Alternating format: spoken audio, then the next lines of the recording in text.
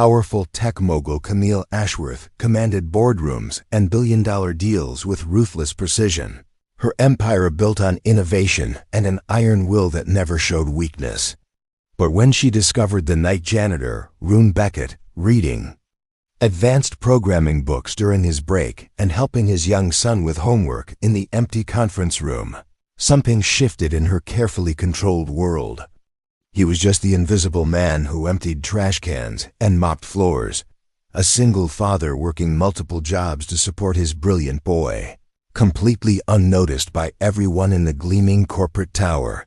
Yet this quiet, dedicated man possessed a mind that could solve problems her top engineers couldn't crack, and a heart that would challenge everything she thought she knew about success, worth, and love. What started as curiosity about the janitor, who shouldn't have been able to understand complex algorithms, would become a scandalous romance that threatened to tear apart her empire, defy every social expectation, and prove that sometimes the most extraordinary love stories begin with the most ordinary people in the most unexpected places. Before we jump back in, tell us where you're tuning in from, and if this story touches you, make sure you're subscribed, because tomorrow, I've saved something extra special for you. The 42nd floor of Nexus Tower pierced the Seattle skyline like a gleaming steel arrow, and at its apex sat Camille Ashworth's corner office, a monument to technological innovation and corporate dominance. Floor-to-ceiling windows offered a commanding view of Elliott Bay, while the interior showcased a carefully curated blend of cutting-edge minimalism and strategic power positioning. Every detail, from the custom Italian leather furniture to the holographic displays showcasing real-time global market data, reinforced a singular message. Camille Ashworth was not just successful, she was unstoppable. At 34, Camille had already revolutionized the tech industry twice over. Her first breakthrough came during her Stanford PhD program when she developed a quantum encryption algorithm that every major government and corporation now licensed. Her second triumph was founding Ashtec Industries, which had grown from a garage startup to a $15 billion empire in just 8 years. Today, her company's artificial intelligence systems powered everything from autonomous vehicles to space exploration missions, and her name appeared on Forbes covers with the same frequency as tech titans who had decades more experience. Camille moved through her world with the precision of someone who had never known failure. This particular Tuesday morning found her reviewing quarterly projections, while simultaneously managing 3 conference calls across different time zones. Her assistant, Teresa Dixon, had already briefed her on the day's schedule: a presentation to potential investors at 9, a product development meeting at 11, lunch with the mayor regarding the city's smart infrastructure initiative, and a board meeting that would likely determine the fate of their latest acquisition. The Tokyo team is reporting a 12% increase in user engagement, Teresa announced, sliding a tablet across Camille's desk. The London office wants approval for the new hire requisitions, and the venture capital firm is requesting another meeting about the healthcare AI project.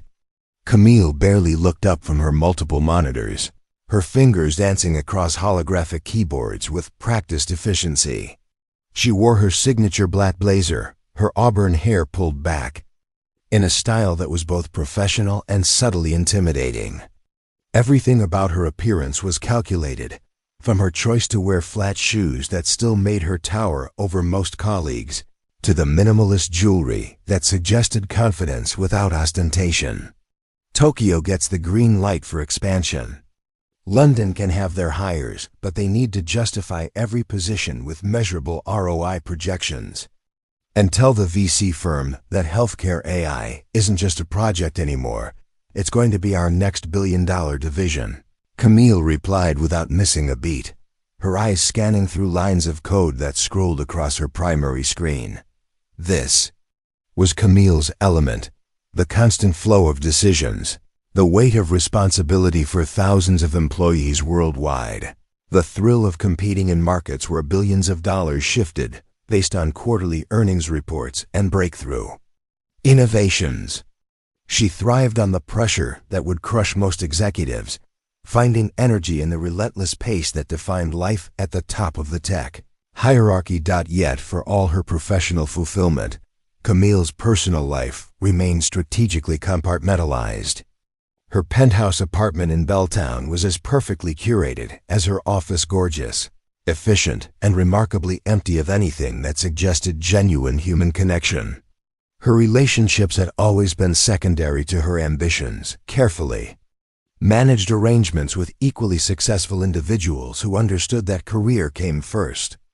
Romance, she had learned early, was often incompatible with the kind of focused determination required to build an empire. Her family had initially been supportive of her academic and early professional achievements, but as Ashtec Industries grew, their pride had gradually transformed into concern.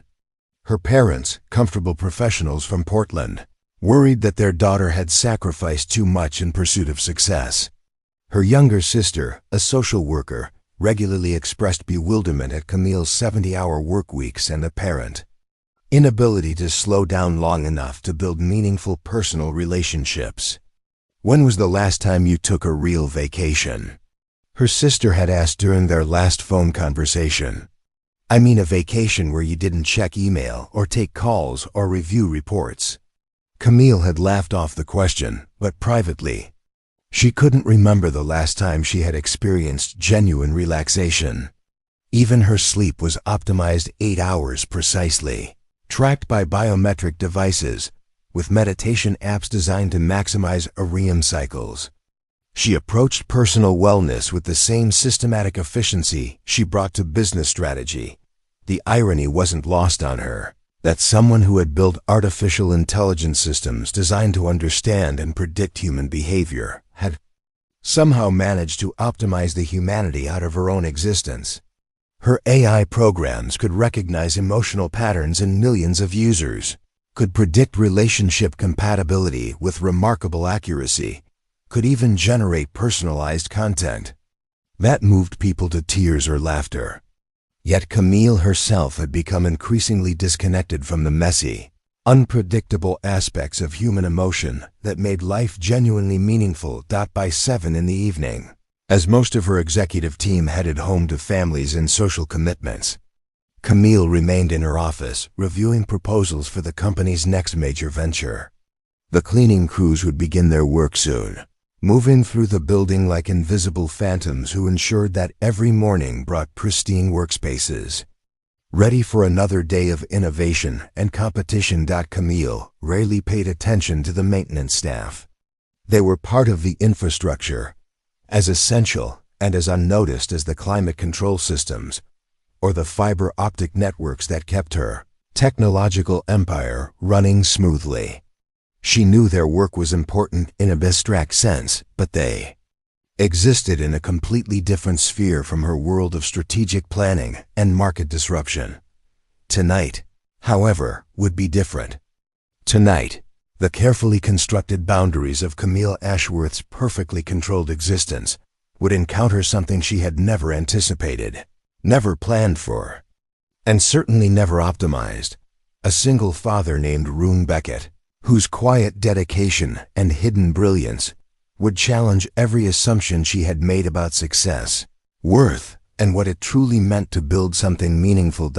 It was nearly 9:30 when Camille finally decided to call it a night.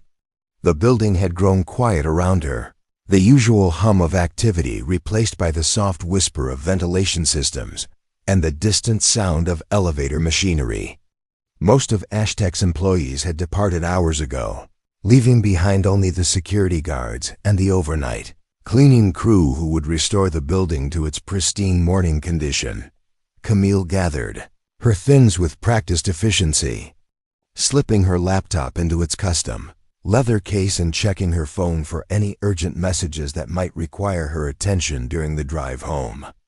She had learned long ago that the technology industry never truly slept while Seattle wound down for the evening. Teams in Tokyo and Mumbai were just beginning their workdays, and breakthrough innovations didn't pause for convenient time zones. As she made her way toward the executive elevator, A soft glow caught her attention from the direction of Conference Room 7, one of the larger meeting spaces typically used for client presentations and board gatherings.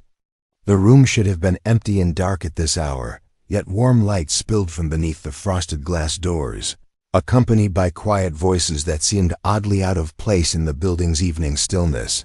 Camille paused, her curiosity piqued. Security protocols were strict at Ashtec. No unauthorized personnel should have access to the conference rooms after hours, and any legitimate late-night meetings would have appeared on the building's scheduling system.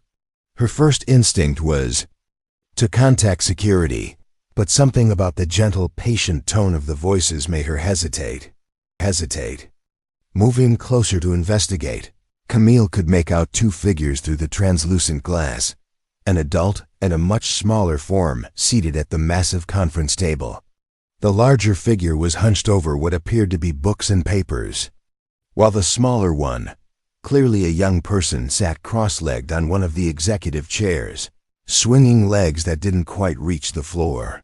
Remember, Jasper, when you're working with recursive functions, you need to think about the base case first, came a deep, patient voice. What's the simplest version of this problem that we can solve directly? Camille froze. Recursive functions. That was advanced computer science terminology, graduate level, programming concepts that even some of her junior developers struggled with. Who was conducting a programming tutorial in her conference room at nearly 10 o'clock at night? Carefully, she approached the door and peered through the narrow gap where the frosted glass met the frame. What she saw challenged every assumption she might have made about the evening's activities. A man in his early 30s sat at the head of the conference table, wearing the navy blue uniform of the building's cleaning staff. His name tag read Rune Beckett, and beside him sat a cart filled with cleaning supplies, spray bottles, microfiber cloths, and industrial vacuum attachments. But spread across the polished conference table were textbooks, notebooks filled with handwritten code, and what appeared to be advanced mathematics workbooks. The young boy, who couldn't have been more than 8 or 9 years old, was intently focused on a laptop screen, his small fingers moving confidently across the keyboard as he typed lines of code. His resemblance to the man was unmistakable. The same dark hair, the same intelligent eyes, the same look of intense concentration. Preparing and narrating this story took us a lot of time, so if you are enjoying it, subscribe to our channel. It means a lot to us. Now back to the story. I think I understand, Dad, the boy said, his voice bright with excitement. So the recursive function calls itself with a smaller version of the problem until it gets to something simple enough to solve directly. Exactly, Jasper, Rune replied, his face lighting up with pride. You're getting it faster than most college students do. Now, can you show me how that would work with the Fibonacci sequence? Camille watched, transfixed, as the janitor, a man she had never truly noticed despite his presence in her building for what must have been months or even years, guided his son through programming concepts that required sophisticated mathematical thinking.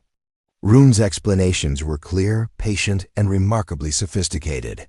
He wasn't just parroting textbook definitions.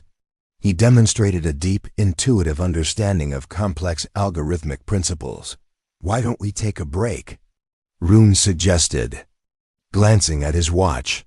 You've been working hard, and I need to finish cleaning this floor before we head home. As Jasper stretched and rubbed his eyes, Camille caught sight of the books scattered across the table.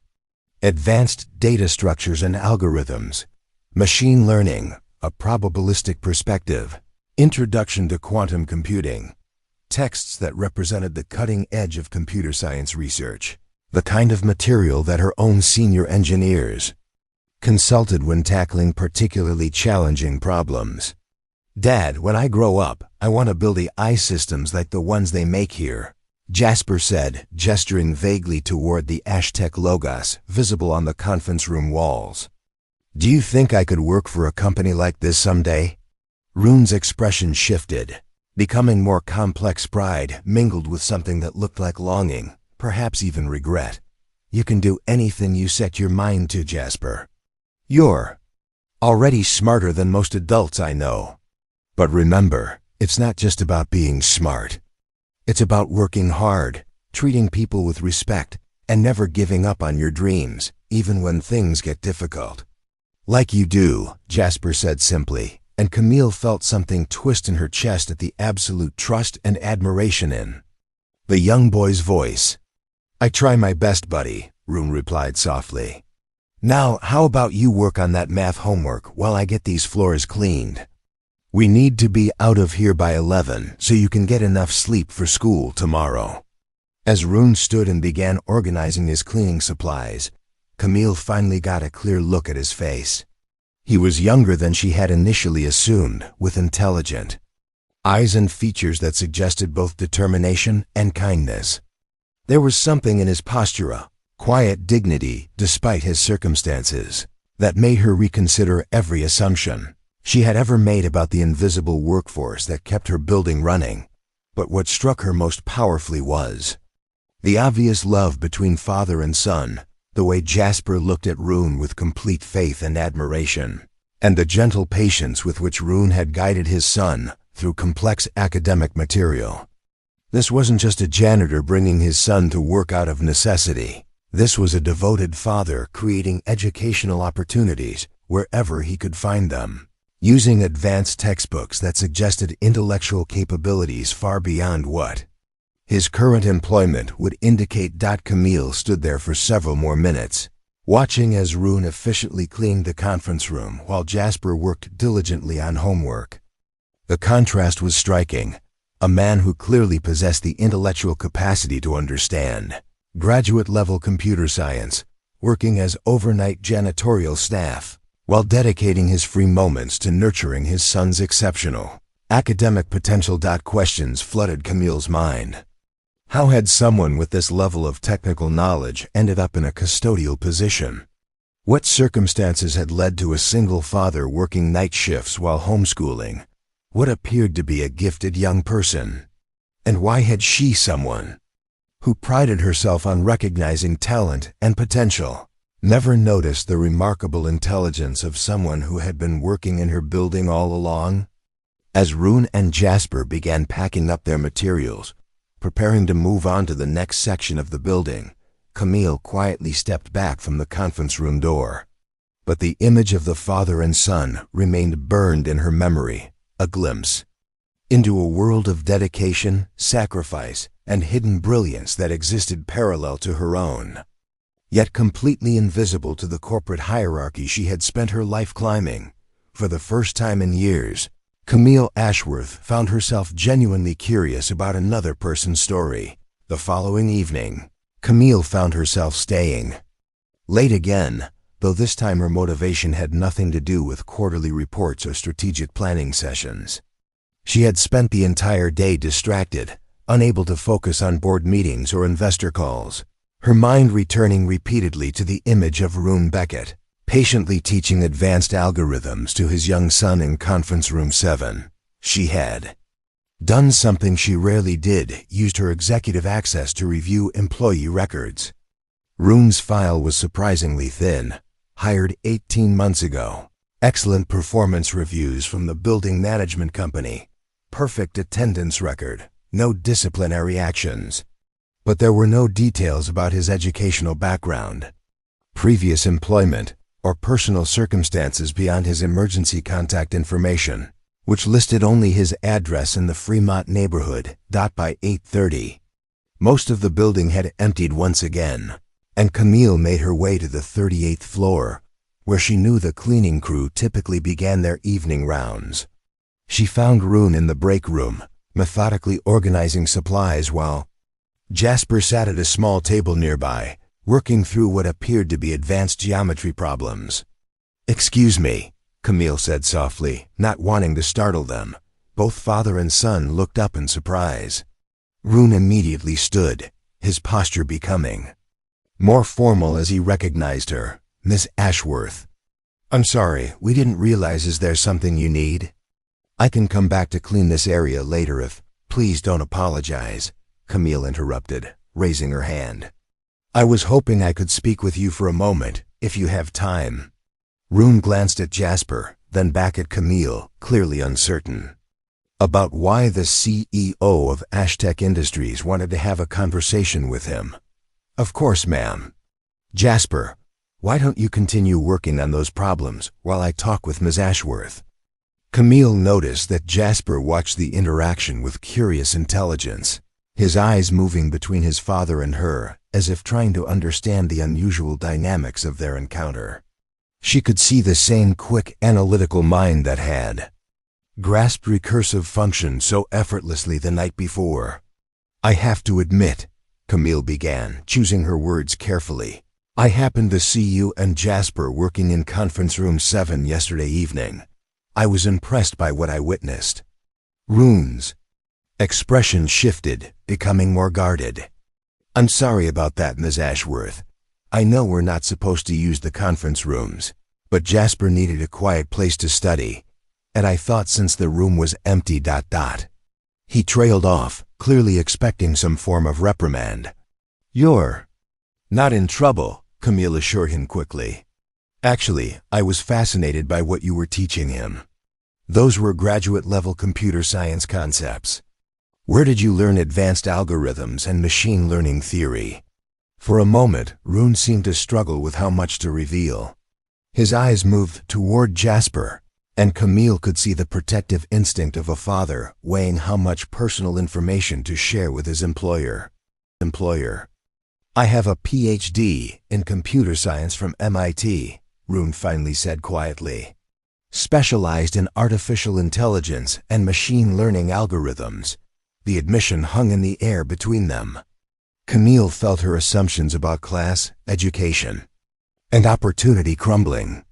Métis, she repeated, processing this information. And you're working as a janitor, yes, Rune confirmed, his voice carrying neither shame nor defensiveness, just factual acknowledgement. Sometimes life takes unexpected turns. May I ask what happened? Camille found herself genuinely curious, not in the way she approached business intelligence gathering, but with the kind of human interest she rarely allowed herself to feel. Rune was quiet for a long moment, glancing again at Jasper, who had looked up from his geometry problems and was listening intently to their conversation. Jasper's mother was brilliant, Rune began, his voice taking on a softer quality. Dr. Sarah Chen-Shi was a research scientist working on breakthrough treatments for rare genetic disorders. We met during graduate school, both working on applications of AI to medical research. After we graduated, she got a position at a pharmaceutical research facility in Boston, and I was doing postdoctoral work at MIT's Computer Science and Artificial Intelligence Laboratory. Camille listened, beginning to understand that this story would explain not just Rune's current circumstances, but the obvious depth of love and dedication she had witnessed between father and son. When Jasper was 5, Sarah was diagnosed with a rare form of early-onset dementia, ironically, the same type of neurological condition she had spent her career trying to cure. The progression was rapid and devastating. Rune paused, his composure never wavering, but Camille could see the pain that still lived behind his calm exterior. I took leave from my research to care for her and Jasper. We tried experimental treatments, spent our savings on specialists, traveled to medical centers across the country. But nothing slowed the disease's progression. Sarah passed away 2 years ago. Jasper had stopped pretending to work on his geometry and was openly listening now. When he heard his mother mentioned, his expression became more solemn, but there was no signs of trauma or overwhelming sadness. Instead, Camille saw the quiet strength that seemed to characterize both father and son. After Sarah died, I had to make some difficult decisions, Rune continued. Jasper needed stability, needed to be in one place, needed his remaining parent to be present and available.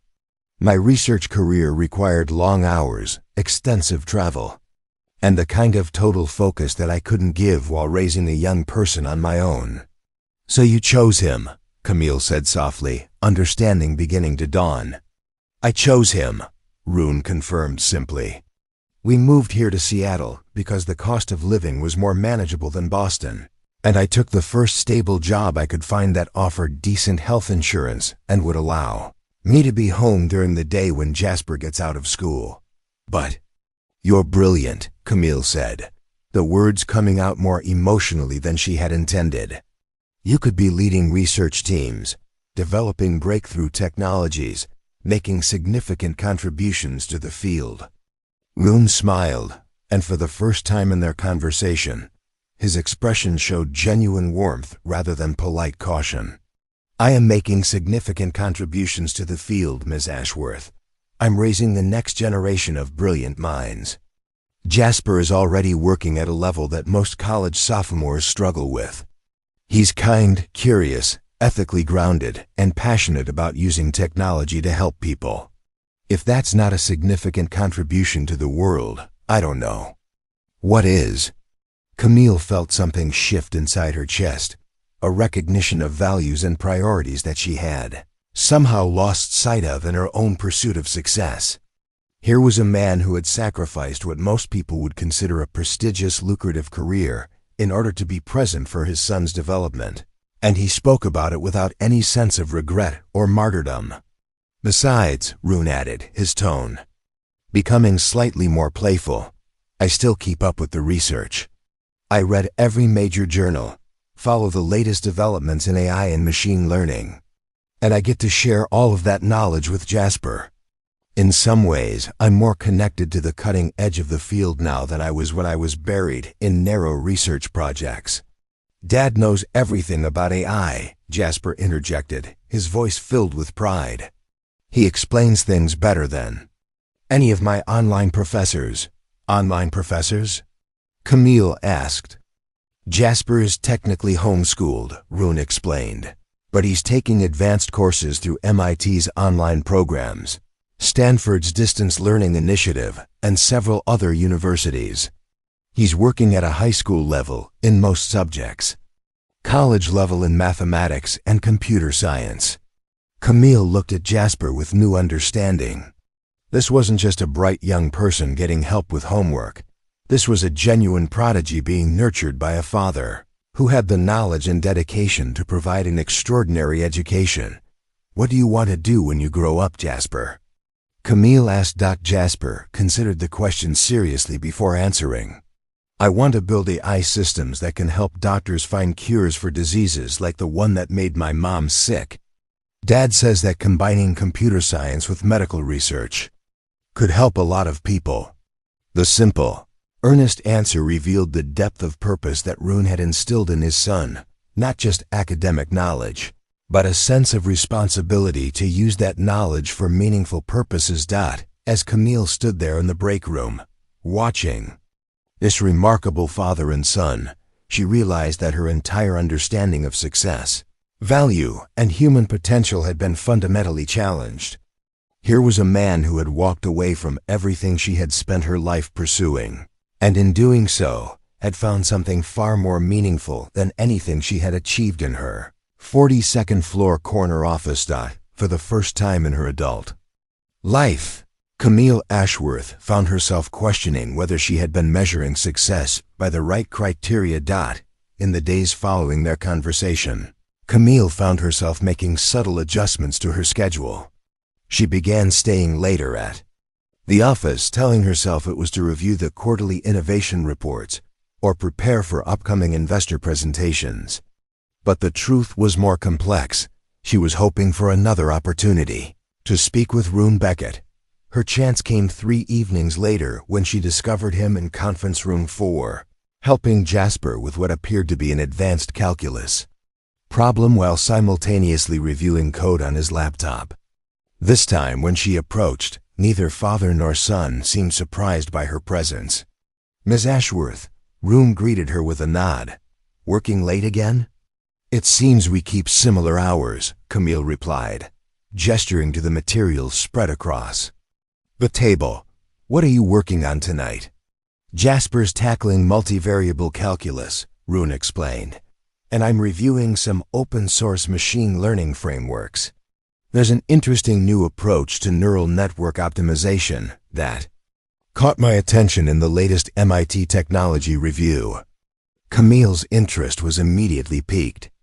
The distributed training algorithm that reduces computational overhead by 40%. Room looked up sharply, clearly surprised that she was familiar with such current, specialized research. Exactly. Though I think their approach to gradient descent optimization could be refined further. What followed was a 20-minute discussion that would have challenged most of Camille's senior engineers.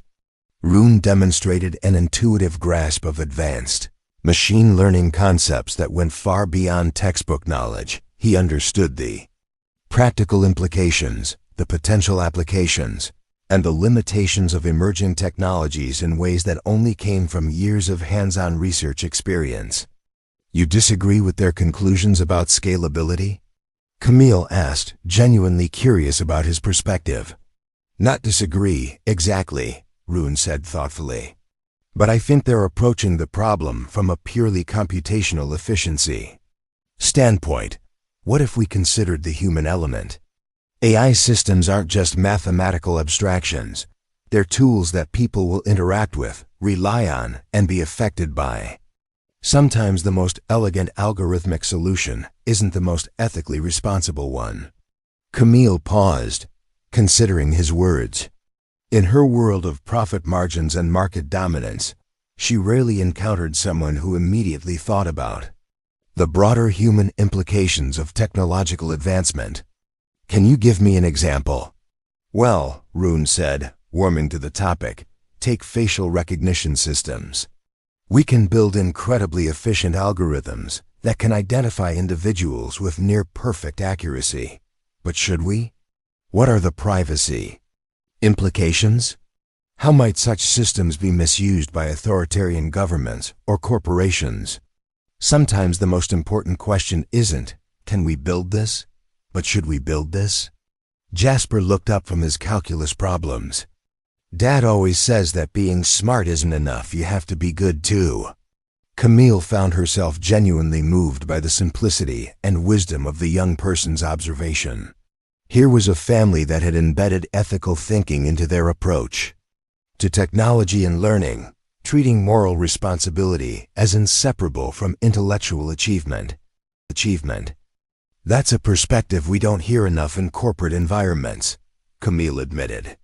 Most of our strategic discussions focus on what's possible and profitable, not necessarily what's responsible.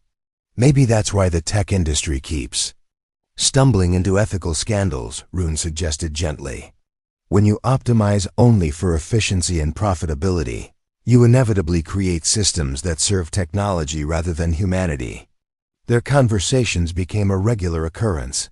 Camille began timing her evening departures to coincide with the cleaning crew's arrival, and somehow she always found herself drawn to whatever conference room Rune and Jasper had claimed for their evening study session. What started as curiosity about Rune's background had evolved into something far more meaningful, genuine, intellectual partnership. Rune challenged her thinking in ways that her highly paid consultants and executive team never did. He approached problems from angles she hadn't considered, asked questions that revealed assumptions she didn't realize she was making, and offered perspectives that were both innovative and grounded in real-world ethical considerations. One evening, as they discussed Ashtech's upcoming expansion into healthcare AI, Rune posed a question that stopped Camille in her tracks.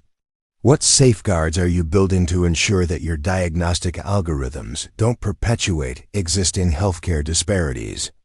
He asked. Camille realized with uncomfortable clarity that her team had spent months optimizing their algorithms for accuracy and speed, but had devoted virtually no attention to ensuring that their systems would serve all populations equitably. Most medical training data comes from clinical studies that historically underrepresented women, minorities, and low-income populations, Rune continued. If your AI system learns from that biased data, it might be incredibly accurate for white, male, affluent patients, but dangerously unreliable for everyone else. How would you address that? Camille asked, genuinely eager to hear his solution. Start with diverse data collection.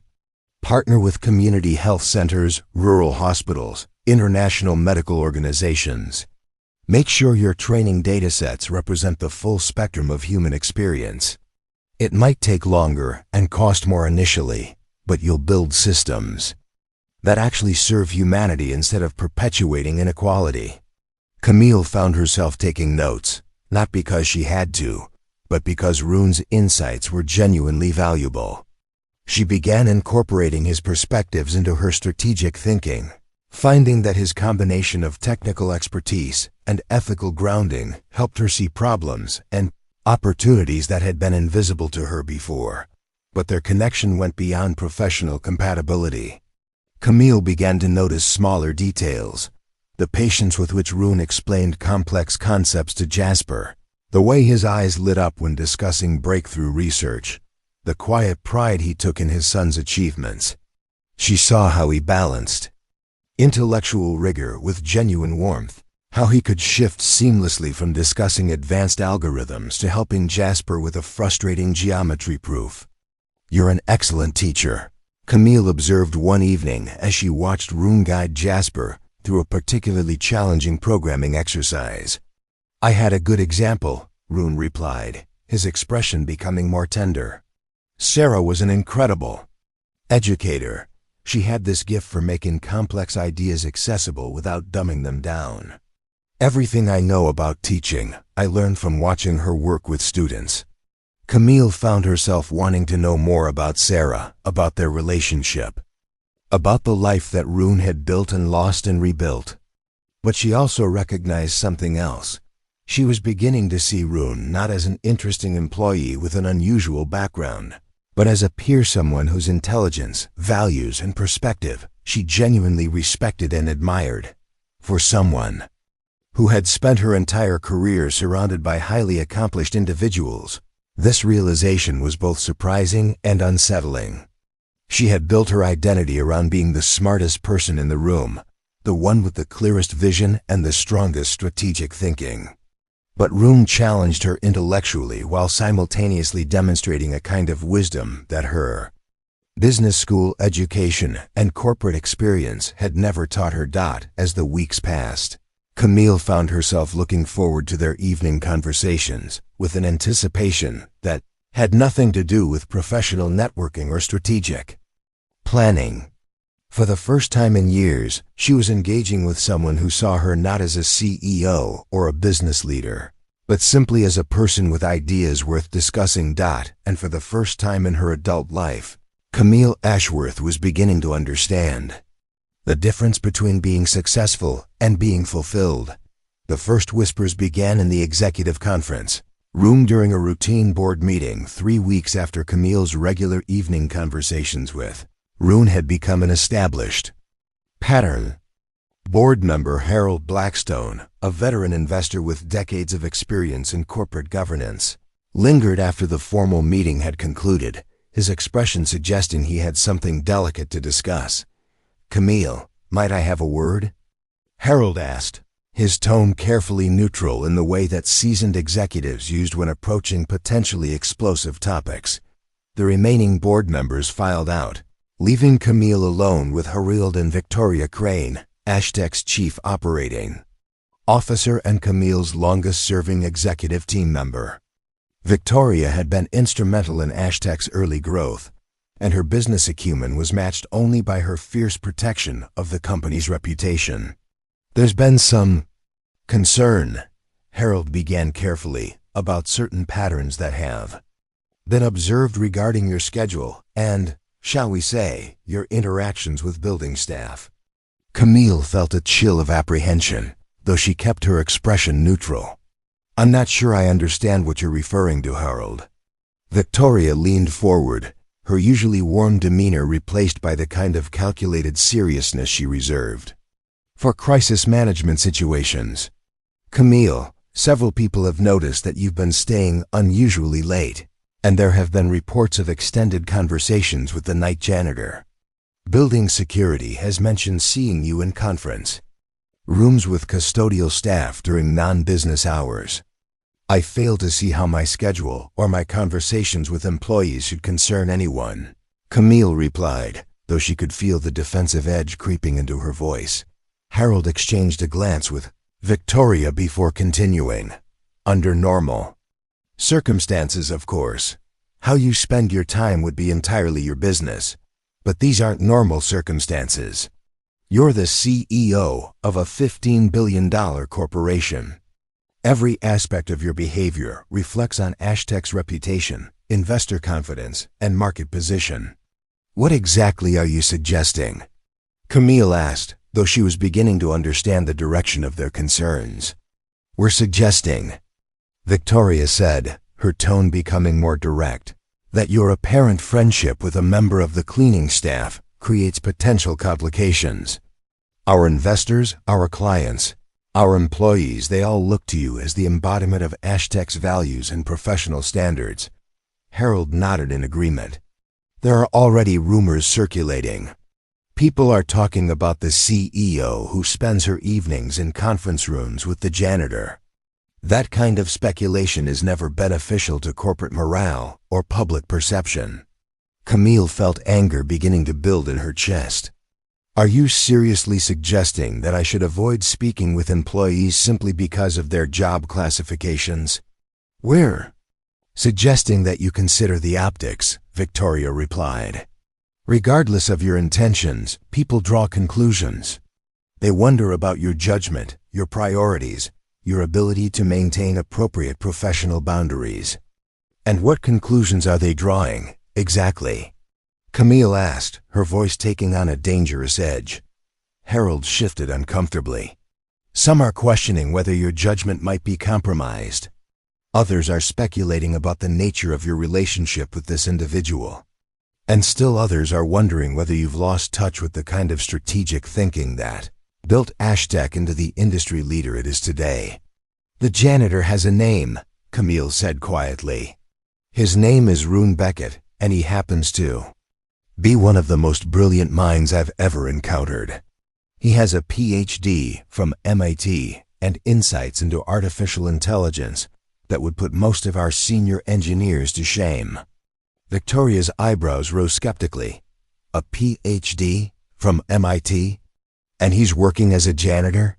Because he chose to prioritize raising his son over pursuing a traditional research career, Camille explained, realizing even as she spoke that her passionate defense was probably confirming their worst suspicions about her emotional investment in Rune's situation. Be that as it may, Harold said, his tone becoming more firm, the perception remains problematic. We've already had 2 major investors ask pointed questions about your recent behavior patterns. The tech media is always looking for scandalous stories about industry leaders, and the narrative of a billionaire CEO having inappropriate relationships with staff members is exactly the kind of story that could damage our reputation irreparably. Inappropriate relationships, Camille repeated, her voice rising. I've been having intellectual conversations with a brilliant man who happens to work in our building. Since when is intellectual discourse considered inappropriate? Appropriate. Victoria leaned back in her chair, studying Camille with the analytical gaze she typically reserved for market research. Camille, listen to yourself. You're defending this man with a level of emotional intensity that suggests this is moved beyond mere intellectual appreciation. The observation hit uncomfortably close to home. Camille had been trying not to examine too closely the fact that her evening conversations with Rune had become the highlight of her days, that she found herself thinking about his perspectives on ethics and technology during business meetings, that she had begun to genuinely care about his opinions and respect his insights in ways that went beyond professional interest. Even if that were true, Camille said carefully, I don't see how my personal feelings should be subject to board oversight. Harold sighed, the sound of someone who had hoped to avoid a more direct confrontation. Camille, your personal feelings become the board's concern when they threaten to impact the company's valuation, reputation, or strategic direction. We've seen brilliant CEOs make career-ending mistakes because they allowed personal relationships to cloud their professional judgment. And we've worked too hard building Ashtec's reputation to watch it be damaged by scandalous speculation." Victoria added, "The shareholders, the employees, the industry analysts, they all depend on your leadership being steady, strategic, and above reproach." Camille looked between the two people who had been her closest professional allies for years, recognizing that this conversation represented a fundamental shift in their relationship. They were no longer speaking to her as trusted advisors. They were speaking to her as board members exercising oversight of a CEO whose behavior they considered problematic. "What exactly are you asking me to do?" Camille asked. "We're asking you to consider the bigger picture," Harold replied. "Limit your interactions with this individual to what's professionally necessary. Stop the after-hours meetings, the extended conversations, the apparent personal investment in his situation. And if I refuse?" Victoria's expression became more serious. "Then we'll be forced to consider whether your judgment has become sufficiently compromised to warrant more direct intervention." The threat was subtle but unmistakable. They were questioning her fitness to lead the company she had built from nothing, suggesting that her growing connection to Rune Beckett represented a fundamental failure of professional judgment. As Camille sat in the boardroom where she had made the decisions that built her empire, facing the disapproval of people she had considered allies, she realized that the stakes of her relationship with Rune were far higher than she had initially understood. This wasn't just about personal happiness or intellectual companionship. This was about everything she had worked to achieve, everything she had sacrificed to build. But as she thought about Rune's insights into ethical technology development, his dedication to his son's education, his quiet wisdom about what truly mattered in life, Camille found herself questioning whether the career she was being asked to protect was worth preserving if it meant abandoning the most meaningful connection she had found in years. For the first time in her professional life, Camille Ashworth was being forced to choose between her empire and her heart. The emergency board meeting was called for the following Friday morning, ostensibly to discuss quarterly projections and the upcoming product launch timeline. But Camille knew the real agenda the moment she saw the tight expressions on her board members' faces as they filed into the conference room. Harold Blackstone carried himself with the grim determination of someone preparing for an unpleasant but necessary intervention, while Victoria Crane avoided making direct eye contact, a sure sign that she had been strategizing behind the scenes. "Before we begin with the official agenda," Harold announced once everyone was seated, "we need to address some concerns that have come to the board's attention regarding leadership decisions and their potential impact on corporate reputation." Camille felt the familiar surge of adrenaline that typically accompanied high-stakes business negotiations. But this time the sensation was different, sharper, more personal. She was no longer just defending a strategic decision or a market position. She was about to defend something far more fundamental: her right to form meaningful connections with people, regardless of their social or economic status. "I assume this concerns my interactions with Rune Beckett," Camille said, her voice steady despite the tension in the room.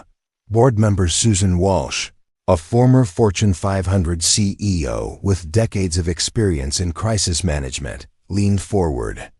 "Camille, we've now had 3 separate investors express concern about reports of your unconventional evening activities. The speculation is becoming problematic."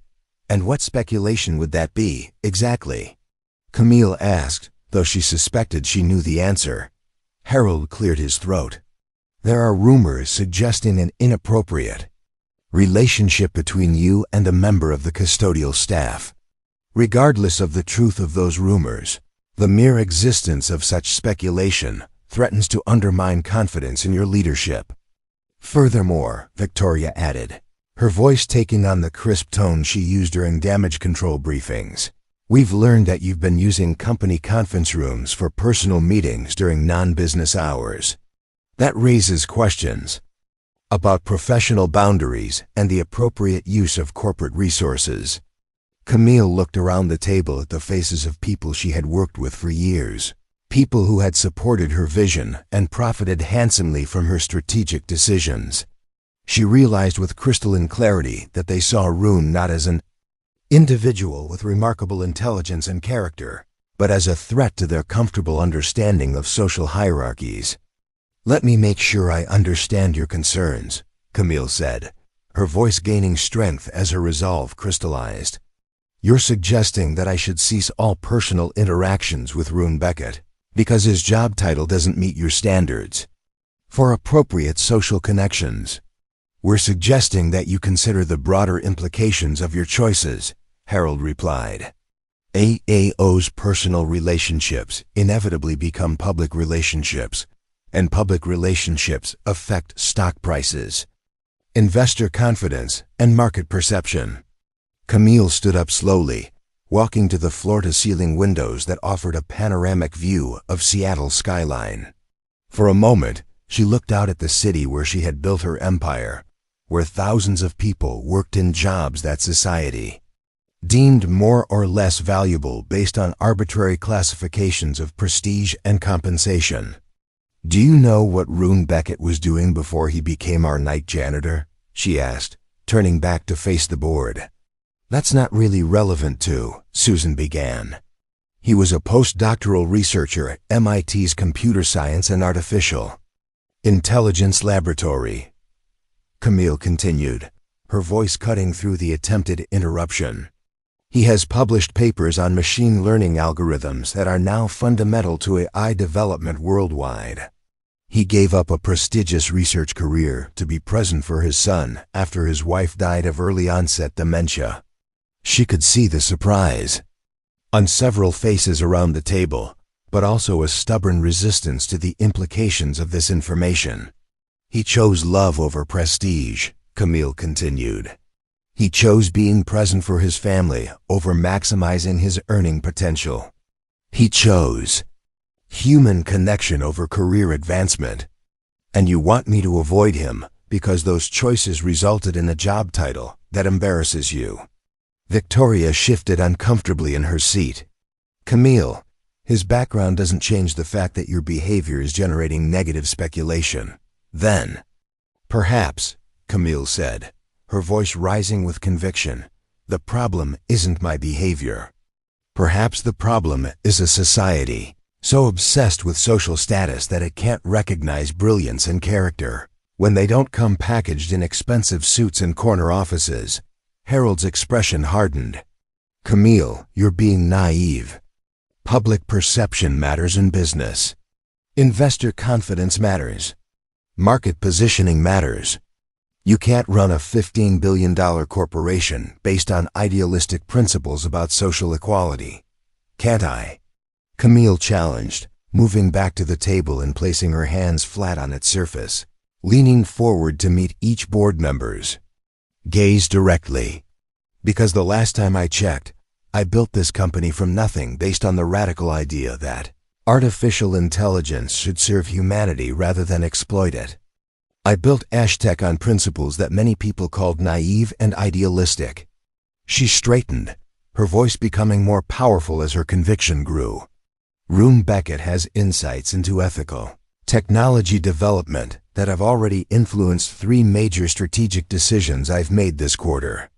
His perspective on AI bias prevention led to algorithm improvements that will make our healthcare systems more equitable. His thoughts on privacy protection shaped our new data security protocols." "Be that as it may," Harold said, his tone becoming more authoritative, "the board has serious concerns about your judgment. We're asking you to end these personal interactions and refocus on your professional responsibilities." Camille felt something shift inside her, a clarity that she hadn't experienced since the early days of building Ashtec, when every decision had been guided by conviction rather than convention. "No," she said simply. The single word hung in the air like a challenge thrown down at the feet of corporate authority. "Excuse me?" Victoria asked. "No," Camille repeated, her voice growing stronger. I will not end my friendship with Rune Beckett. I will not pretend that his worth as a human being is determined by his job title. And I will not allow this board to dictate my personal relationships based on their prejudices about social class. Susan's face flushed with anger. Camille, you're jeopardizing everything you've built. I'm protecting everything I've built. Camille interrupted. I built Ashtec to prove that technology companies could operate with ethical principles and human values. If I abandon those principles the moment they become personally inconvenient, then everything I've built becomes meaningless. She looked around the table again, her gaze steady and unwavering. Rune Beckett is one of the most remarkable people I've ever met. He's brilliant, ethical, dedicated, and kind. If associating with him threatens your confidence in my leadership, then perhaps you need to reconsider what kind of leadership you're actually looking for.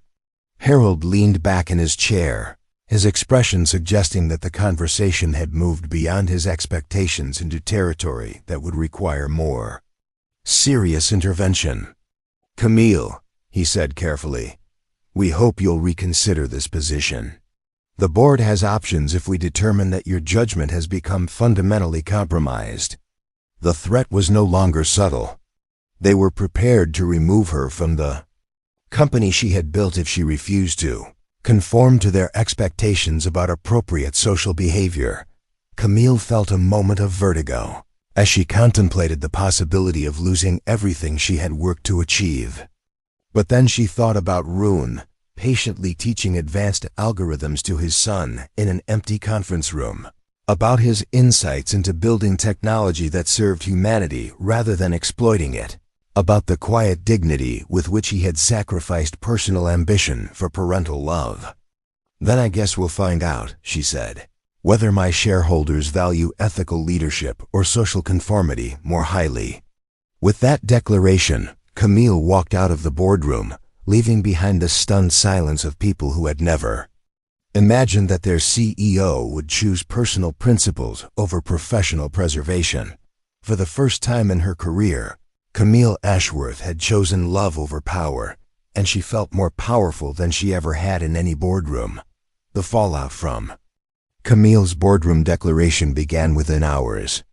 By Monday morning, what should have been a routine week of product development meetings and investor calls had transformed into a corporate crisis that threatened to unravel everything she had spent years building.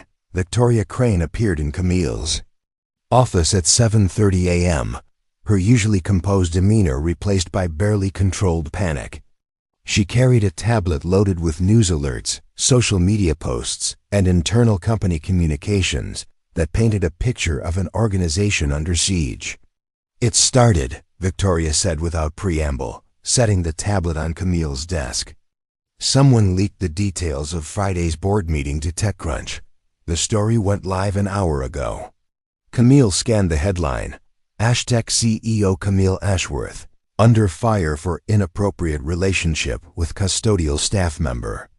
The article, written with the breathless sensationalism that characterized modern tech journalism, painted her defiance of the board as evidence of compromised judgment and possible romantic entanglement with an employee. They're framing it as a scandal, Victoria continued, her voice tight with frustration. The narrative is that you've lost touch with professional boundaries and that the board is concerned about your fitness to lead. But the media attention was only the beginning. By 10 a.m., Camille was fielding calls from major investors demanding explanations. The stock price had dropped 3% in pre-market trading as speculation spread about potential leadership instability at Ashtec. Harold Blackstone had scheduled an emergency investor conference call for that afternoon, ostensibly to clarify recent misunderstandings about company leadership. The internal pressure was equally intense. Senior employees approached Victoria and other executive team members with concerns about their CEO's behavior, worried about their own career prospects. If the company's reputation suffered, several department heads requested private meetings to discuss the situation. clearly uncomfortable with the idea that their CEO was personally involved with someone they considered a member of the support staff. But the most devastating blow came at noon, when Teresa Dixon knocked on Camille's office door with an expression that suggested she was bearing particularly bad news. "Ms. Ashworth, there's been a development," Teresa said carefully. "Building security reported that Mr. Beckett submitted his resignation this morning. He's not scheduled to work tonight." Camille felt the blood drain from her face. His resignation? Did he say why? According to the building management company, he cited personal reasons and requested that his final day be today. He's apparently packing up his things now. The realization hit Camille like a physical blow. Rune was leaving because of her. The media attention, the corporate pressure, the obvious disruption to his quiet life. He was removing himself from the situation to protect both of them from further scrutiny. Camille grabbed her jacket and headed for the elevator, ignoring Teresa's protests about her scheduled afternoon meetings. She found Rune in the custodial supply room on the building's lower level, methodically packing his personal belongings into a cardboard box. He looked up when she entered, his expression a mixture of sadness and resignation. "You don't have to say anything," Rune said before she could speak. "I understand why this had to happen." "No, you don't understand," Camille replied, her voice more intense than she had intended. "I don't want you to leave. I meant every word I said to the board on Friday." Rune paused in his packing, studying her face with the same careful attention. He gave to complex algorithms. "Camille, look at what's happening. Your company is in crisis. Your board is questioning your leadership. Your career is being threatened. All because you defended your friendship with me. All because they can't see past outdated social prejudices," Camille corrected. "All because they value appearance over substance, status over character." "Maybe," Rune said quietly. "But the practical reality is that my presence in your life is causing you to lose everything you've worked to build. I can't be responsible for that." Camille moved closer, her frustration evident. "You're not responsible for anything. I made a choice to value authentic human connection over corporate politics. I'm not backing down from that choice." "But you should," Rune said, his voice heavy with conviction. "Camille, you've built something extraordinary with Ashtec. You're developing technologies that will improve millions of lives. You're proving that tech companies can operate with ethical principles. That's more important than whatever friendship we've developed, is it?" Camille challenged. "Because from where I'm standing, the most important thing I've learned in months is that all the technological innovation in the world doesn't matter if you lose sight of what makes us human." Rune's expression softened, but his resolve remained firm. "And what I've learned is that sometimes the most loving thing you can do is step away. You have responsibilities to your employees, to your shareholders, to the industry you're trying to change. I won't be the reason you can't fulfill those responsibilities." The conversation was interrupted by Camille's phone buzzing with an urgent call from Victoria. The investor conference call had been moved up, and Camille's presence was immediately required to address growing concerns about company stability. "I have to take this," Camille said reluctantly. The next 2 hours were among the most challenging of Camille's professional life. On the conference call, she faced pointed questions from investors who had heard the media reports and were concerned about potential leadership instability. Harold Blackstone, speaking with the authority of someone who had clearly prepared for this moment, suggested that the board was evaluating all options to ensure continued stable leadership at Ashtec. The subtext was unmistakable. If Camille didn't distance herself from Rune and refocus on conventional corporate leadership, the board was prepared to remove her from her position. "Ms. Ashworth," asked Jonathan Pierce, representing one of Ashtec's largest institutional investors, "can you assure us that recent distractions won't continue to impact your strategic focus or decision-making capacity?" Camille felt the weight of hundreds of millions of dollars in investment capital hanging on her response.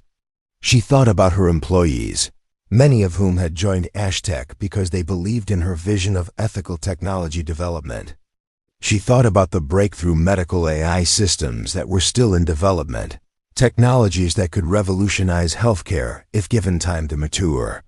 And she thought about Rune, probably finishing his packing at that very moment, preparing to disappear from her life in order to protect her from the consequences of choosing him over social convention.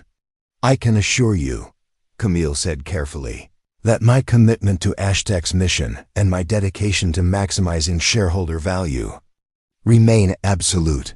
Absolute." It was a politically safe answer that satisfied no one while avoiding direct confrontation. But as soon as the call ended, Camille realized that her careful neutrality felt like a betrayal of everything she had declared to the board just days earlier. The crisis deepened when later that afternoon, a second news story broke, this one more invasive and personal. A technology blogger had somehow obtained information about Rune's educational background and family situation, spinning a narrative about the mate-educated janitor who captured a billionaire's heart. The article included details about Sarah's death, Jasper's academic achievements, and Rune's sacrifice of his research career for single parenthood. The story, while factually accurate, transformed their situation into a public spectacle. Social media exploded with opinions, memes, and commentary about class differences, corporate power, and romantic relationships that crossed social boundaries. #JanitorRomance began trending on Twitter, with people taking sides about whether Camille's actions represented admirable principle or poor judgment, but the most painful aspect of the media coverage was how it affected Jasper. Rune called Camille that evening to inform her that reporters had appeared at Jasper's school, asking questions about his father's relationship with the Ashtec CEO, the young boy who had simply been proud of his father's intelligence and work ethic, suddenly found himself at the center of a media storm he couldn't understand. "He asked me tonight why people are saying mean things about you on the internet," Rune told Camille, his voice strained with the exhaustion of someone trying to protect his son from adult complications. "He doesn't understand why anyone would think badly of you for being nice to us." Camille felt her heart break at the image of Jasper, brilliant and innocent, confused by the ugly realities of class prejudice and corporate politics. This wasn't what she had wanted when she chose to defend their friendship. She had never intended for her personal principles to result in a young person being subjected to media scrutiny. "Rune, I'm so sorry," she said. "I never wanted any of this to affect Jasper." "I know you didn't," Rune replied gently. "But it has affected him, and it's affecting you. Your company is in crisis, your career is being threatened, and all because you chose to see value in people that society overlooks." There was a long pause before Rune continued, his voice heavy with finality. "I've already found another job, Camille. Night security at a medical research facility across town. Jasper and I are going to be fine. But you need to focus on saving what you've built with Ashtec. Too many people depend on your leadership for you to sacrifice it for our friendship." As Camille ended the call, sitting alone in her office while Seattle's city lights twinkled below, she faced the most difficult decision of her life. She could continue fighting for her right to choose her own relationships, potentially losing her company and the ability to implement the ethical technology initiative she believed could change the world. Or she could step back, accept the board's demands, and preserve her empire while losing the most meaningful personal connection she had found in years. For the first time since building Ashtec, Camille Ashworth felt truly powerless, caught between her principles and her responsibilities, between her heart and her empire, between love and everything she had previously believed defined success. The crisis had reached its peak, and the path forward had never been less clear. Camille spent the next 3 days in a state of emotional paralysis, mechanically attending meetings and making decisions while feeling increasingly disconnected from the empire she had built. The media storm continued to rage, with new articles appearing daily that dissected every aspect of her relationship with Rune. Stock analysts questioned Ashtec's leadership stability. Competitors circled like vultures sensing weakness, and her own executive team walked on eggshells around her, uncertain whether their CEO was experiencing a temporary crisis of judgment or a fundamental transformation of values. But it was Thursday evening. As Camille sat alone in her penthouse apartment, staring at the city lights she had once viewed as a symbol of her conquest, that the breakthrough came in the most unexpected way. Her doorbell rang at nearly 10 p.m., an unusual occurrence given the building's strict security protocols. When she answered, she found Jasper Beckett standing in her hallway, looking small and determined in his school clothes, a worn backpack slung over his shoulder. "Jasper?" Camille said, alarmed. "How did you get here? Where's your father?" "He's at his new job," Jasper replied matter-of-factly. "I took the bus. I Googled your address. It's public information because you're famous." Camille quickly ushered him inside, her mind racing with concerns about a 9-year-old traveling alone across the city at night. "Jasper, you can't just... Does your father know where you are?" "I left him a note," Jasper said, setting down his backpack and looking around the penthouse with curious eyes.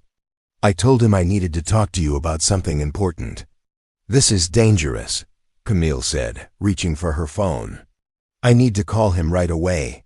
"Please," Jasper interrupted, his voice carrying a maturity that reminded Camille powerfully of his father. "Just let me say what I came to say first. Then you can call Dad." Something in the young boy's earnest expression made Camille pause. She set down her phone and knelt to his eye level. "All right, Jasper, what did you want to tell me?"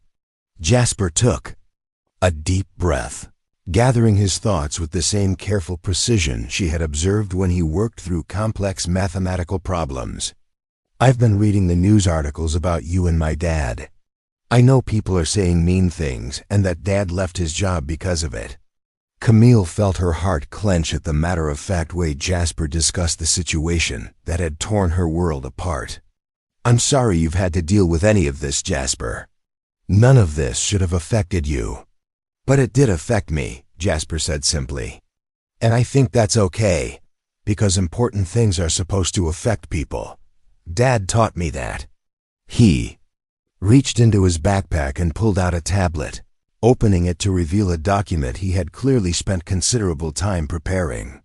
"I made a presentation, like the ones Dad taught me to make for my advanced coursework. I wanted to show you something." Camille found herself genuinely curious as Jasper navigated to his first slide, which was titled, "Why My Dad is the Best Person." "I know." What followed was a 9-year-old's perspective on his father's character, but presented with the analytical rigor of someone who had been raised to think critically about evidence and conclusions. "See, everyone is talking about Dad like he's just a janitor," Jasper explained, advancing through slides that documented Rune's daily routine, his educational activities with Jasper, his volunteer work at the local community center teaching computer literacy to seniors. "But that's like saying you're just a person who sits in meetings all day." "It's technically true, but it misses everything important." Camille watched, transfixed, as Jasper methodically presented his case. He had screenshots of Rune's published research papers, testimonials he had somehow obtained from former colleagues at MIT, and detailed documentation of the advanced curriculum Rune had designed for his homeschooling. Dad could have stayed at MIT, Jasper continued, his voice becoming more passionate. His advisor wanted him to continue his research.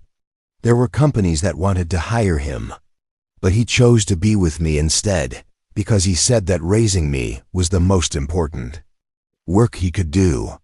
The slide changed to reveal a simple chart comparing traditional measures of success: salary, job title, social status, with what Jasper called actual important things: kindness, intelligence, dedication to family, contribution to others. Well-being. People think Dad failed because he doesn't have a fancy job title, Jasper said, his young voice carrying conviction that would have impressed any boardroom. But he succeeded at the thing that matters most. He's teaching me to be a good person who uses intelligence to help others. Isn't that more important than making lots of money?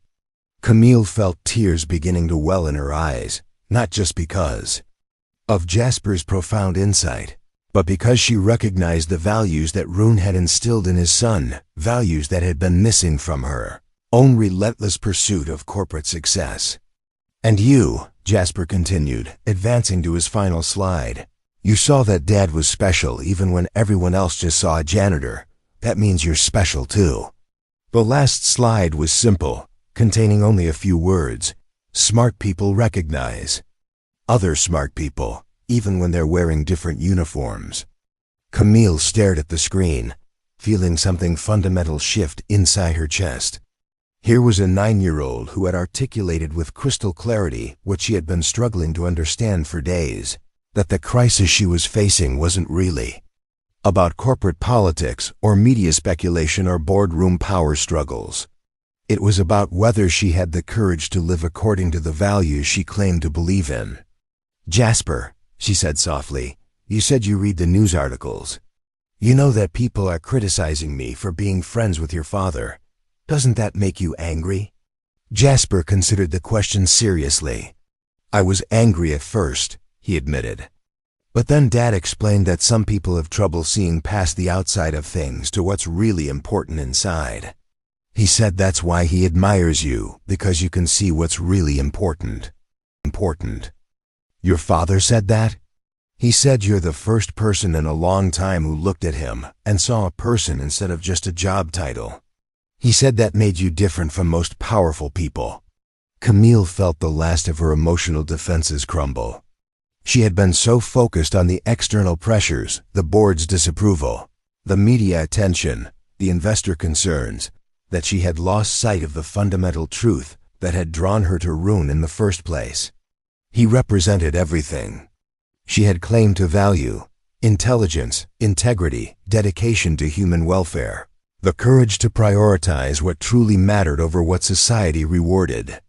Jasper, she said, reaching out to take his small hands in hers, what if defending my friendship with your father costs me my company? What if I lose everything I've built? Jasper looked at her with eyes that held wisdom far beyond his years. Dad lost his research career to take care of me, and he says it was the best trade he ever made. Maybe losing the wrong things is how you make room for the right things. In that moment, sitting in her expensive penthouse apartment, listening to a 9-year-old explain the difference between success and fulfillment, Camille experienced a clarity that had eluded her throughout her entire corporate career. She had built Ashtec to prove that technology companies could operate with ethical principles, but she had been preparing to abandon those very principles the moment they became personally costly.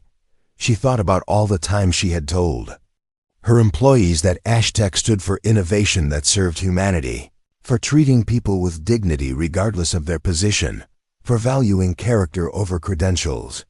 How could she claim to lead a company based on those values while simultaneously allowing her board to pressure her into abandoning someone who embodied everything she claimed to believe in? You're right, Camille said, feeling a surge of determination that reminded her of the early days of building Ashtec, when every decision had been guided by conviction rather than convention. Your father is special, and anyone who can't see that is missing something important about what makes people valuable. Jasper smiled, the first genuinely happy expression she had seen from him since this crisis began. So what are you going to do? Camille stood up, her mind already racing with possibilities. I'm going to do what I should have done from the beginning. I'm going to fight for what's right, regardless of the cost. She reached for her phone, but this time not to call Rune with apologies or explanations. This time, she was calling to tell him that she had remembered who she was and what she stood for, and that she was done apologizing for seeing his true worth. But first, she said to Jasper, I need to call your father and let him know you're safe. And then I need to ask both of you to help me with something." "What?" "I need help designing a presentation of my own," Camille said, her voice gaining strength as her plan crystallized. "Something that will remind my board, my investors, and anyone else who's forgotten that Ashtec was built on the radical idea that human value isn't determined by social status or job titles." As she dialed Rune's number, Camille felt more alive than she had in years. The crisis had forced her to confront the difference between the leader she claimed to be and the leader she actually was. Now, thanks to the wisdom of a 9-year-old boy who understood what truly mattered, she was ready to become the person she had always said she wanted to be. The fight for her principles was about to begin in earnest, and for the first time since this crisis started, Camille Ashworth felt like she was going to win. The emergency shareholders meeting was scheduled for the following Monday, ostensibly to address leadership concerns and strategic direction. Harold Blackstone had clearly orchestrated this gathering as the final move in his campaign to force Camille's resignation or significantly curtail her authority. The conference room on Ashtec's 42nd floor buzzed with tension as board members, major investors, and key institutional shareholders filed in, their expressions ranging from concern to openly hostile.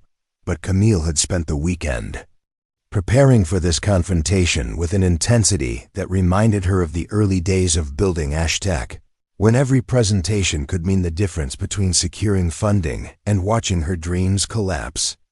This time, however, she wasn't fighting for her company's survival. She was fighting for something far more fundamental, the right to lead according to her principles rather than other people's prejudices.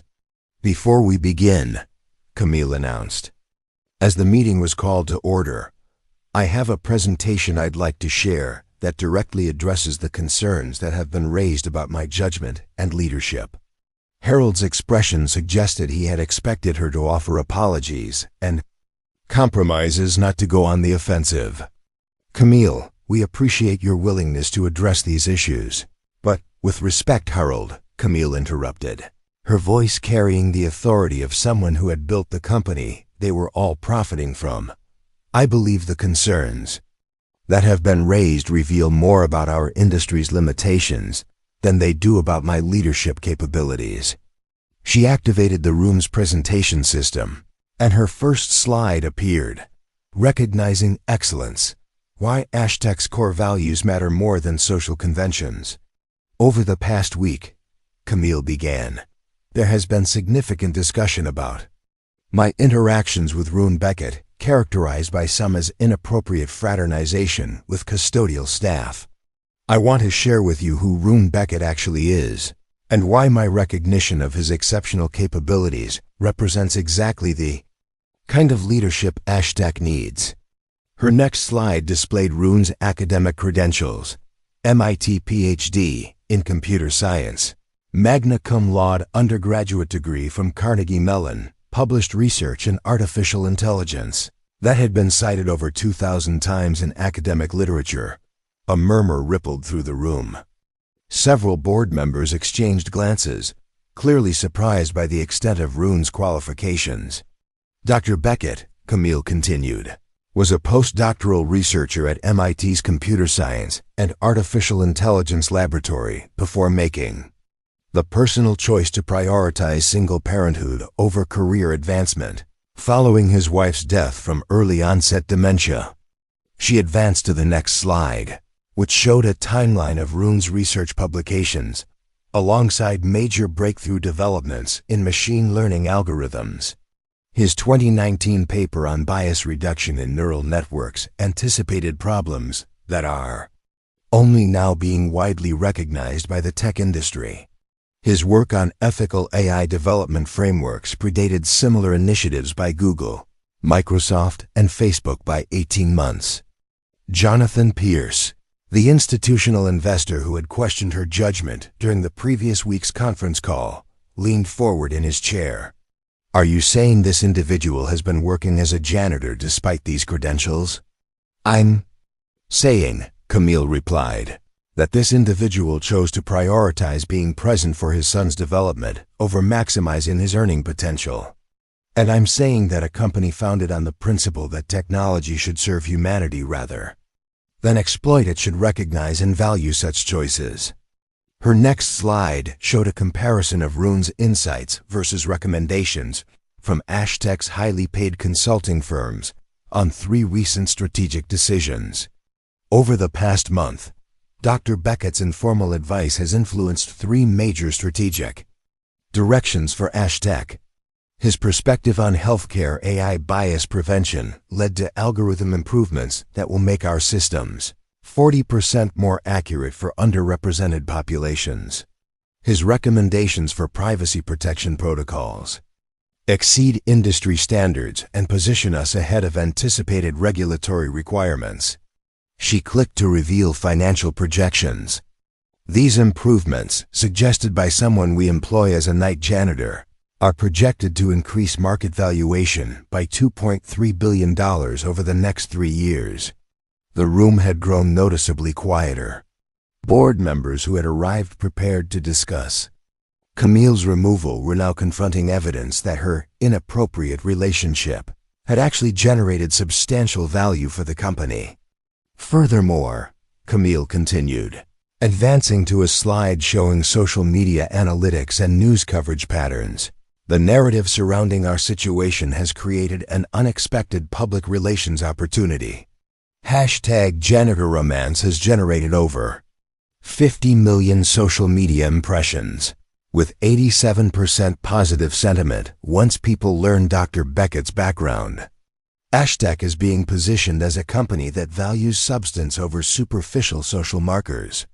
Victoria Crane, who had been one of Camille's harshest critics, spoke up reluctantly. The stock price has actually recovered over the past 3 days as more information about Mr. Beckett's background has emerged. Because, Camille said, the public recognizes authentic values when they see them. People are inspired by stories of genuine human connection, intellectual recognition that transcends social boundaries, and leadership that prioritizes character over conventional expectations. She paused, looking around the room at faces that had shifted from hostile to thoughtful. But this presentation isn't really about Dr. Beckett's credentials, impressive as they are. It's about what kind of company we want Ashtech to be. Her next slide displayed Ashtech's founding mission statement: to develop artificial intelligence that serves humanity by recognizing and nurturing human potential wherever it exists. When I founded Ashtech, Camille continued, her voice gaining emotional resonance, I believed that our industry's greatest weakness was its tendency to overlook talent that didn't come packaged in predictable forms. We've built algorithms that can recognize patterns invisible to human perception, but we can't recognize brilliance when it's wearing a custodial uniform. She advanced to a slide showing statistics about underutilized talent in the workforce, PhD holders driving rideshare vehicles, former executives working retail, brilliant minds trapped in jobs that didn't reflect their capabilities due to economic necessity, family obligations, or social barriers. Dr. Beckett represents millions of people whose potential is invisible to traditional hiring practices and social assumptions. If Ashtech can't recognize and value such individuals, how can we claim to be developing AI systems that truly understand human capability? The room was silent now, the weight of her argument settling over board members and investors who had spent the past week assuming they were dealing with a CEO whose judgment had been compromised by personal feelings. Harold Blackstone cleared his throat. Camille, these are certainly compelling points about Mr. Beckett's qualifications, but the concern remains about professional boundaries, and the concern, Camille interrupted, should be about our industry's inability to recognize talent. That doesn't conform to narrow social expectations. The concern should be about building technology companies that embody the innovative thinking they claim to represent. She clicked to her final slide, which showed a proposal titled, The Ashtech Talent Recognition Initiative. I'm proposing that we formalize what my interaction with Dr. Beckett has demonstrated. A company-wide commitment to identifying and developing exceptional talent, regardless of current employment status, educational pedigree, or social background. We'll partner with community organizations, create alternative pathway programs, and actively seek brilliance in unexpected places. The proposal outlines specific programs, coding boot camps for career changers, research fellowships for underemployed PhD holders, mentorship initiatives that paired Ashtec executives with individuals whose potential had been overlooked by traditional systems. Dr. Beckett will lead this initiative, Camille announced, as Ashtec's new Director of Inclusive Innovation. His combination of technical expertise, ethical grounding, and understanding of systemic barriers makes him uniquely qualified to help us identify and develop the next generation of technological leaders. The announcement created an immediate stir. Board members who had arrived expecting to discuss Camille's resignation were now confronting a strategic initiative that transformed her supposed scandal into a competitive advantage. Susan Walsh raised her hand. What you're describing is essentially a talent acquisition strategy disguised as social responsibility. If this Dr. Beckett is as exceptional as you claim, promoting him to an executive position makes business sense regardless of personal relationships. Exactly, Camille said, feeling a surge of triumph as she watched the room's understanding shift. This was never about inappropriate relationships or compromised judgment. This was about recognizing exceptional talent and building a company culture that values substance over superficial social markers. She looked directly at Harold Blackstone. The question isn't whether my judgment has been compromised by personal feelings. The question is whether this board has the vision to support a leadership approach that prioritizes actual value creation over conventional social expectations. As murmurs of discussion broke out around the room, Camille realized that the tide had fundamentally shifted. What had begun as a crisis threatening her leadership had become a demonstration of exactly the kind of innovative thinking that had built Ashtec into an industry leader. Jonathan Pierce spoke up again, his tone now considerably more respectful. Ms. Ashworth, assuming this initiative proves successful, what's the projected timeline for implementation? Camille smiled, recognizing the shift from hostility to genuine business interest. Dr. Beckett and I have already begun preliminary planning. We anticipate launching the first programs within 60 days. As the formal meeting concluded and board members began discussing implementation details rather than leadership concerns, Camille felt a profound sense of vindication. She had not only defended her principles, but had demonstrated that those principles could create genuine business value. But more importantly, she had proven to herself and to everyone in that room that recognizing human worth, regardless of job titles or social expectations, wasn't just morally right. It was strategically brilliant. The fight for her values had become a victory that would transform not just her company, but her industry's approach to identifying and developing talent.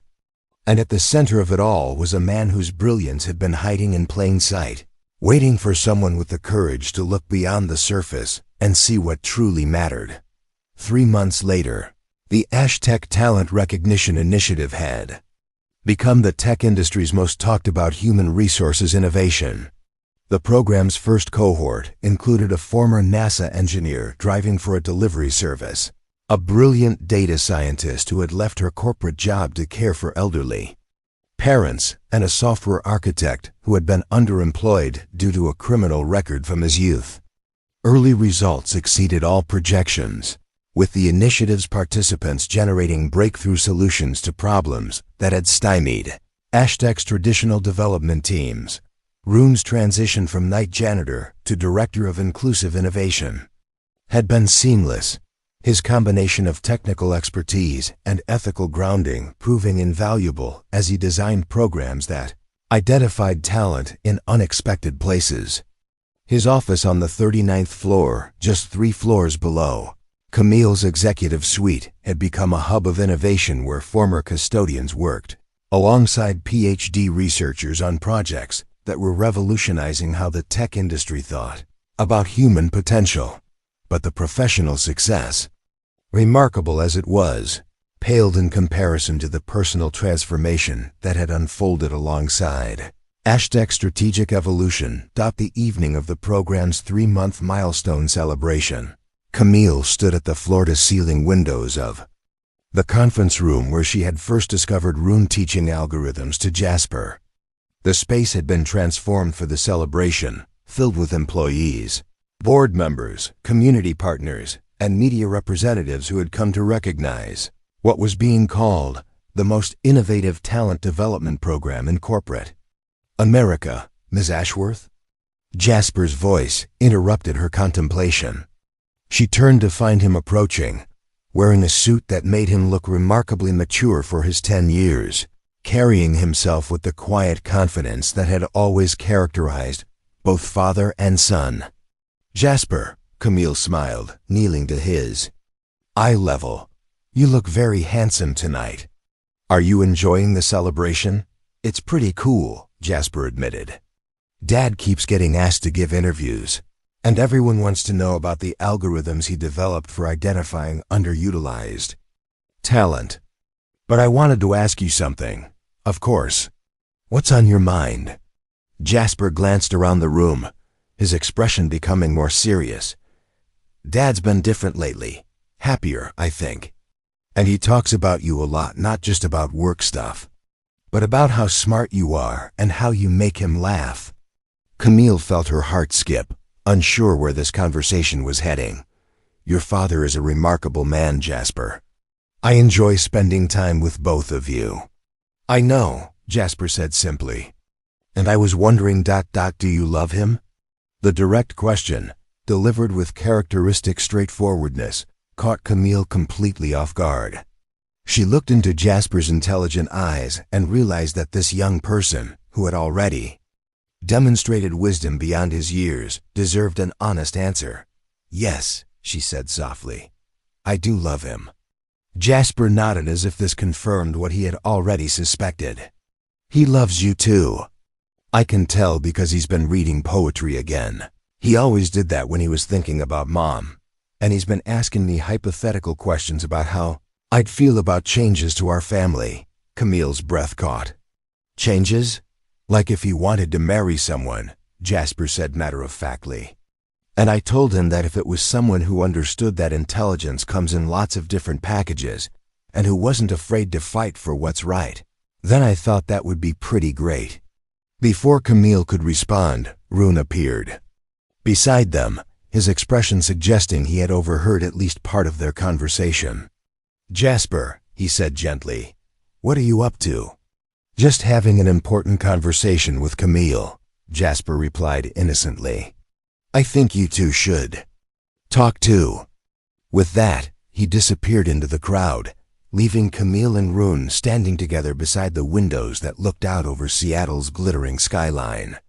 He's quite the strategist, Rune observed, his eyes following his son's path through the celebration. He gets that from his father, Camille replied, still processing the implications of their conversation.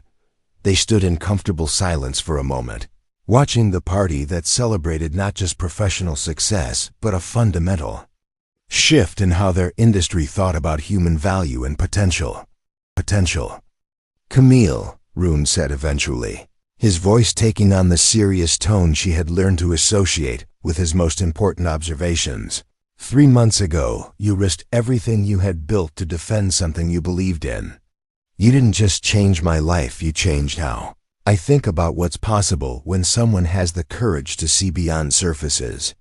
You changed my understanding of what success actually means, Camille replied. I thought I was successful because I had built a profitable company. But success isn't about what you accumulate, it's about what you create that makes the world better. Rune moved closer, his eyes searching her face with the same careful attention he brought to complex problems. I've been thinking about what Jasper said to you that night in your apartment, about making room for the right things by letting go of the wrong things. What have you been thinking? I've been thinking that I spent 2 years believing that. My greatest success was sacrificing my career for Jasper's well-being. But maybe my greatest success was meeting someone who could see that choice as strength rather than failure. Camille felt her heart racing as she recognized the direction of their conversation. And I've been thinking, Rune continued, reaching into his jacket pocket, that the most important algorithm I could ever develop would be one for building a life that maximizes not just individual potential, but shared happiness. He pulled out a small velvet box, opening it to reveal a ring that was elegant in its simplicity, a design that reflected both technological precision and emotional warmth. "Camille Ashworth," Rune said, his voice steady despite the magnitude of the moment. "You saw value in someone that everyone else overlooked. You fought for principles when it would have been easier to compromise. You've shown me that love isn't about finding someone who fits into your existing life. It's about building a new life together that's better than anything either person could create alone." The celebration continued around them, but Camille felt as though the world had narrowed to just the two of them and the question that hung in the air between them. "Will you marry me?" Rune asked. Camille looked at this man who had challenged her thinking, supported her principles, and shown her that the most important innovations weren't technological but human.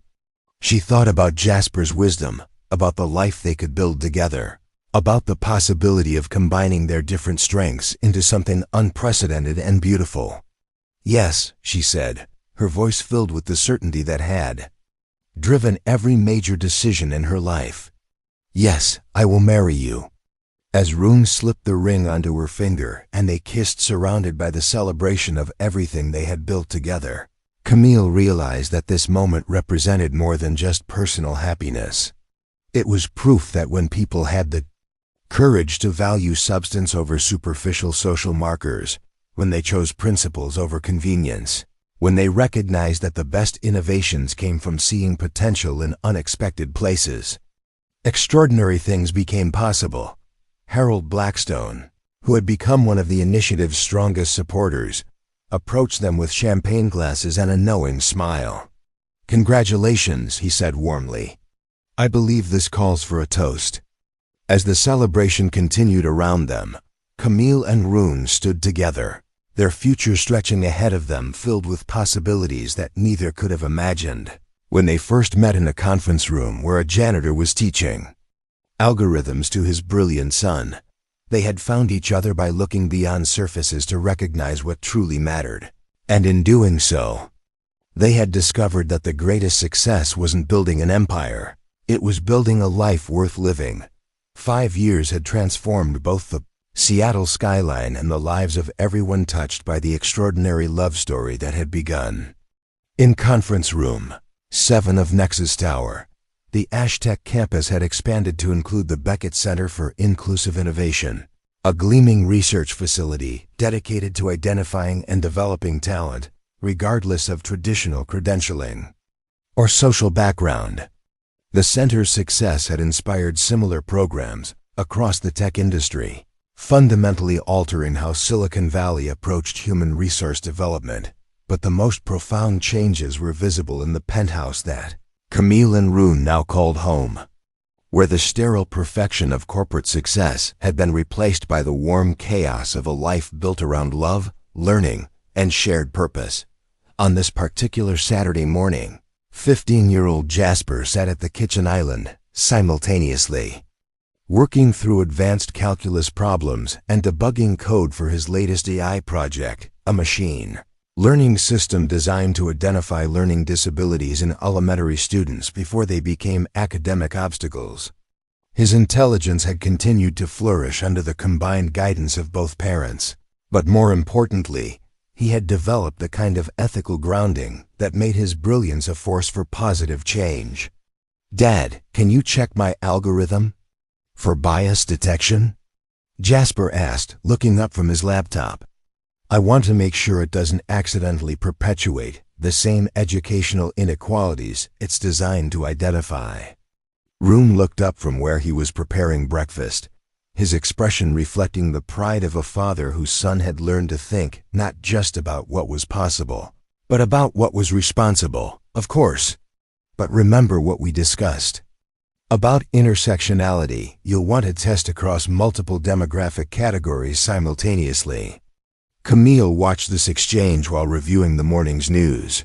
Coverage of Ashtec's latest breakthrough, an AI-powered job matching system that had successfully placed over 50,000 underemployed workers in positions that matched their actual capabilities rather than their formal credentials.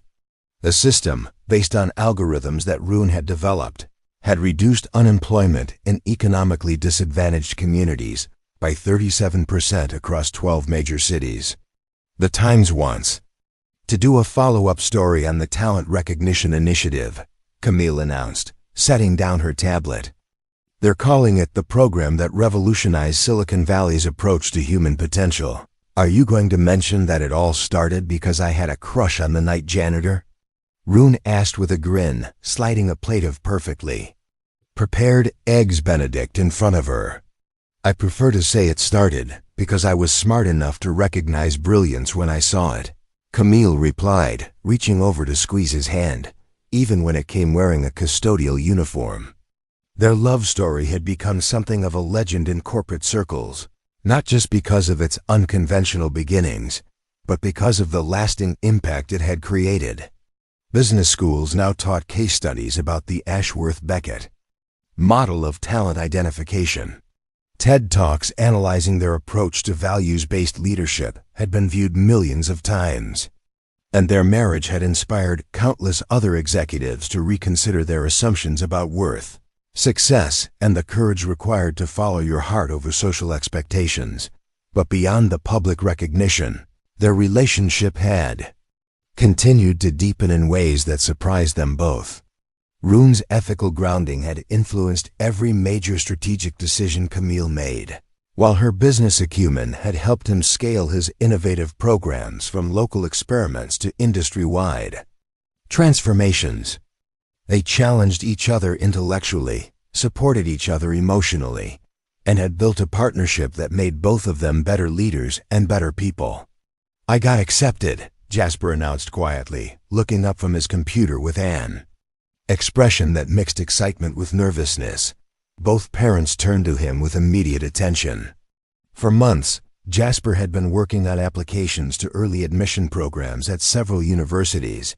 Though at 15, he was young even for accelerated academic programs. The MIT-Harvard Joint Program in AI Ethics, Jasper continued. They want me to start this fall. Camille felt her heart swell with pride and concern in equal measure. Jasper, that's incredible. But are you sure you're ready to leave home? Actually, Jasper said, his tone becoming more confident, I was hoping you'd consider making it a family project.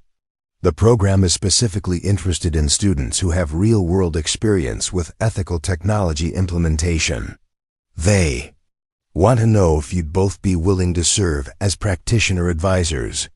Rune and Camille exchanged glances, recognizing their son's sophisticated understanding of how to turn personal opportunity into family collaboration.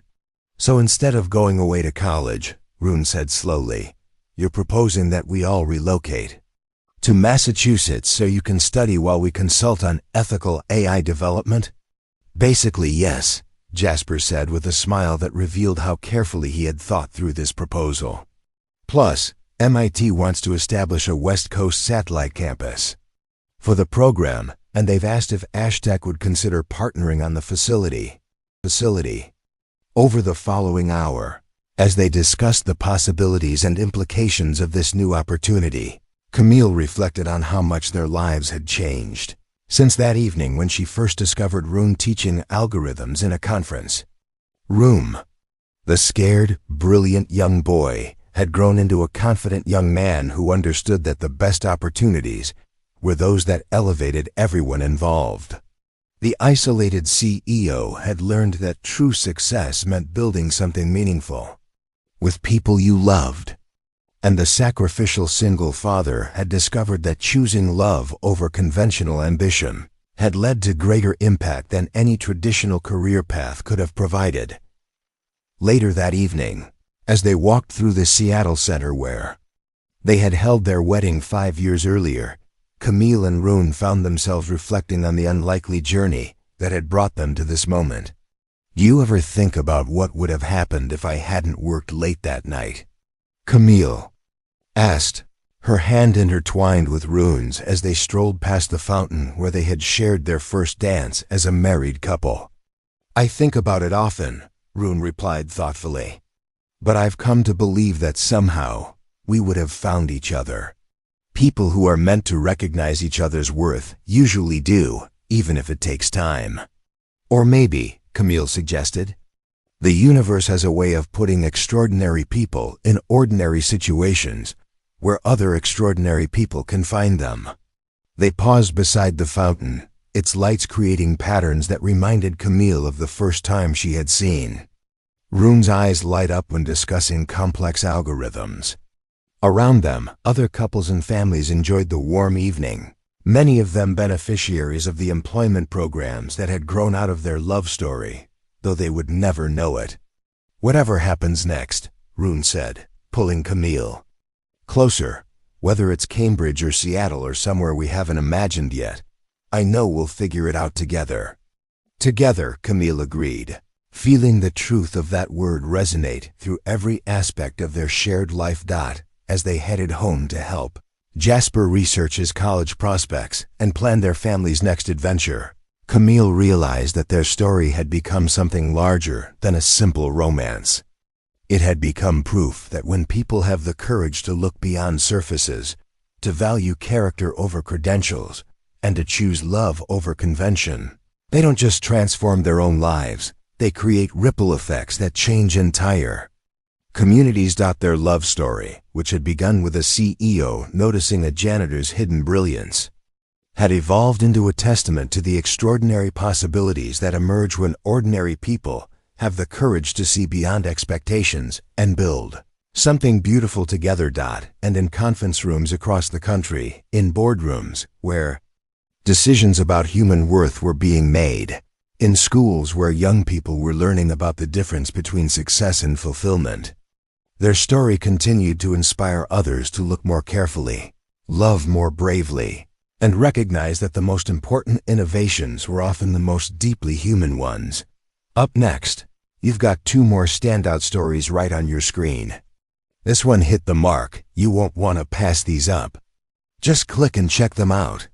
And don't forget to subscribe and turn on the notification bell so you don't miss any upload from us.